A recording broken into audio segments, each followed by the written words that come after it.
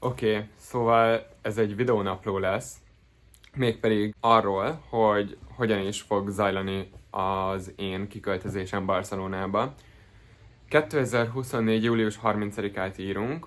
Július 17-től 23-ig voltam kint felmérni inkább a lehetőségeimet, és hát nagyon pozitív élményekkel tértem haza, és 23-án éjjel hazaértem, majd 24-én este megvásároltam a visszafele szóló repülőjegyemet, ami csak odafele szól, tehát ki fogok költözni, és ennek a folyamatát szeretném levideózni, illetve ezt a videót egy év múlva pont ilyenkor szeretném befejezni, amikor remélhetőleg már kint fogok élni Barcelonában, mert nagyon-nagyon tetszett a város, nagyon élhetőnek gondolom, voltam pár specialty kávézóban, vendéglátóegységeken, használtam a spanyol nyelvtudásomat, és nagyon pozitív élményekkel tértem haza.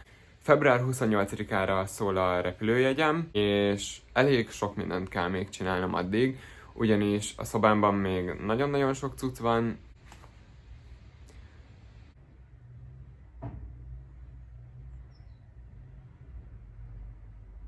és ezt szeretném egy videóra rögzíteni, hogy milyen folyamatokon megyek keresztül a következő egy évben. Február 28-ára vásároltam meg a repülőjegyemet, délután 2-kor fog indulni a repülőm. Tegnap nézegettem már bőröndöket, viszont még nem találtam megfelelőt. Ma fogok elmenni az okmányirodába, megcsináltatom az útlevelemet, ugyanis hivatalosan elég lenne a személyigazolványom, mivel Európai Unión belül maradok, viszont minden egyes hivatalos papíromat egyszerűbb lesz elintézni az útlevelemmel. Igen.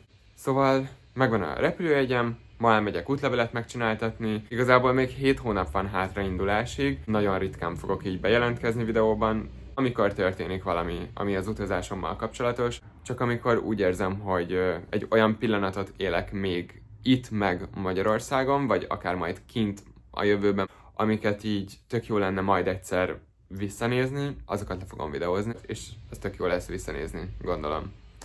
Úgyhogy ennyi, menjünk az okmányirodába.